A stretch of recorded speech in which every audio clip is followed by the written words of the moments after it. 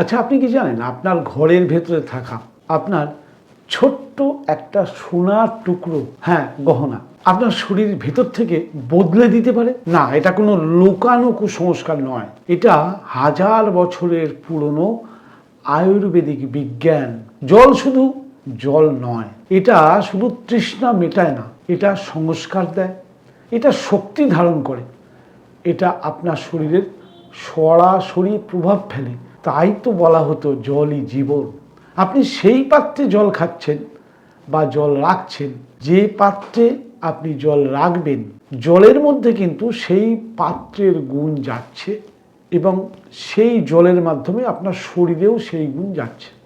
আজ আমরা প্লাস্টিক বোতলে জল খাচ্ছি, যা আসলে পেট্রোকেমিক্যাল বিষ আমাদের শরীরের ভেতরে কিন্তু যাচ্ছে। মাইক্রোপ্লাস্টিক জমছে শরীরে, ইমিউনিটি কমছে, শরীর কিন্তু দুর্বল হচ্ছে। কিন্তু আয়ুর্বেদ বলছে সোনা, গোল্ড যেটাকে আমরা বলি, সেই দিয়ে যদি আমরা জলকে সংস্কার করি তাহলে সেই জল হয়ে ওঠে অমৃতের মতো শক্তিশালী। কিভাবে করবেন সেটা জেনে নিন।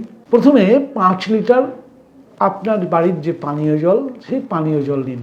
একটা 24 ক্যারেটের সোনার টুকরা, হ্যাঁ 24 ক্যারেটই হতে হবে, কিন্তু কোনো অশুদ্ধ সোনা নয়, শুদ্ধ সোনা। আপনার বাড়ির যে গহনা, সেই গহনাটাই পরিষ্কার করে ধুয়ে ওই জলের মধ্যে দিন। 5 থেকে 10 মিনিট জলটাকে ফোটান।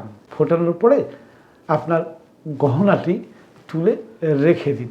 ব্যাস, তৈরি হয়ে গেল স্বর্ণ সংস্কারিত জল। কত সহজ!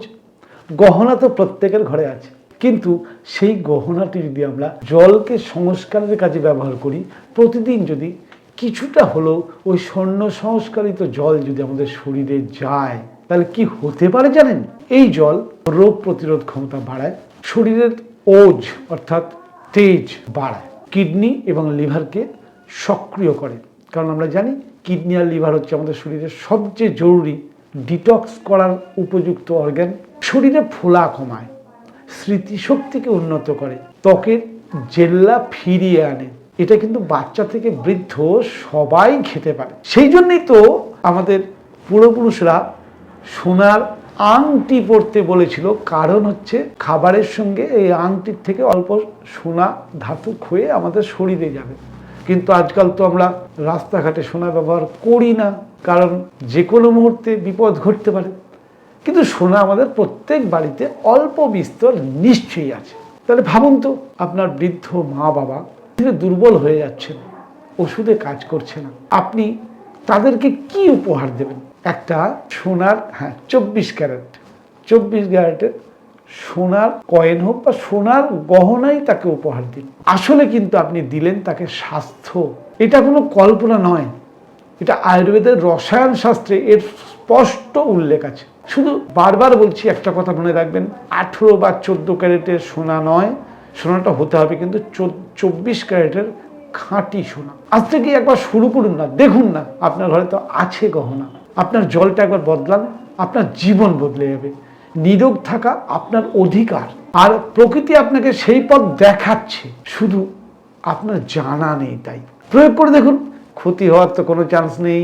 কারণ হাতে আংটি পরে আমরা সেই হাতে যখন ভাত খাই বা খাবার খাই, নিশ্চয়ই জানেন তার সঙ্গে স্বর্ণের টুকরো আমাদের শরীরে যায়।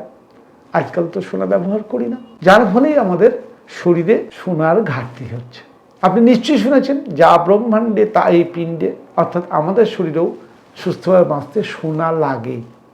তাই স্বর্ণ সংস্কারিত জল আমাদের জন্য যে কতটা উপকারী, আমি প্রত্যেককে অনুরোধ করব একবার নিজের উপরে প্রয়োগ করে দেখুন। আর আজকের প্রয়োগটা যদি আপনার মনে হয় যুক্তিসঙ্গত, চ্যানেলটাকে ফলো করুন আর শেয়ার করে, যার প্রকৃত দরকার, বৃদ্ধ অসহায় শক্তি ফুরিয়ে যাচ্ছে, সেই মানুষকে একবার তো স্বর্ণ সংস্কারিত জল খাইয়ে দেখুন না, 7টা দিন।